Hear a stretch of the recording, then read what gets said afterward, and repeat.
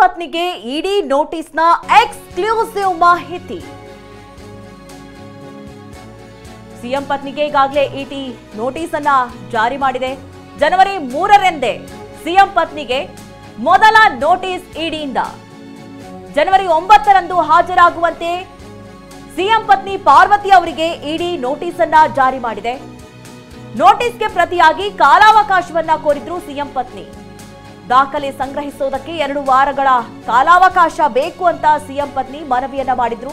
ವಯಸ್ಸಾಗಿರೋದ್ರಿಂದ ಖುದ್ದು ಹಾಜರಾತಿಯಿಂದ ವಿನಾಯಿತಿಯನ್ನ ಪಡೆದಿದ್ರು. ಖುದ್ದು ಹಾಜರಾತಿಯಿಂದ ವಿನಾಯಿತಿಗೆ ಮನವಿಯನ್ನ ಮಾಡಿದ್ರು ಸಿಎಂ ಪತ್ನಿ ಪಾರ್ವತಿ ಅವರು. ಜನವರಿ 24ರಂದು ಸಿಎಂ ಪತ್ನಿಗೆ ಇಡಿ 2ನೇ ನೋಟಿಸ್ ಅನ್ನ ಜಾರಿ ಮಾಡುತ್ತೆ. ಜನವರಿ 28ಕ್ಕೆ ಖುದ್ದು ಹಾಜರಾಗುವಂತೆ ನೋಟಿಸ್ನಲ್ಲಿ ಮೆನ್ಷನ್ ಮಾಡಲಾಗಿದೆ. ನೋಡಿ, 2ನೇ ಬಾರಿಗೂ ಕೂಡ ಇಡಿ ಮತ್ತೆ ನೋಟಿಸ್ ಅನ್ನ ಜಾರಿ ಮಾಡಲಾಗಿದೆ. ಮೊದಲನೇ ಬಾರಿ ನೋಟಿಸ್ ಅನ್ನ ಜಾರಿ ಮಾಡಿದಂತ ಸಂದರ್ಭದಲ್ಲಿ ವಯಸ್ಸಾಗಿದೆ ಅನ್ನುವಂತಹ ಕಾರಣ ಮತ್ತೆ ಒಂದಷ್ಟು ದಾಖಲೆಗಳನ್ನ ಸಂಗ್ರಹಿಸೋದಕ್ಕೆ ಕಾಲಾವಕಾಶ ಬೇಕು ಅನ್ನುವಂತಹ ಕಾರಣಕ್ಕಾಗಿ ಹಾಜರಾಗೋದಕ್ಕೆ ಸಾಧ್ಯವಾಗೋದಿಲ್ಲ ಅನ್ನುವಂತಹ ಕುರಿತಂತೆ ಮನವಿಯನ್ನ ಮಾಡಲಾಗಿತ್ತು.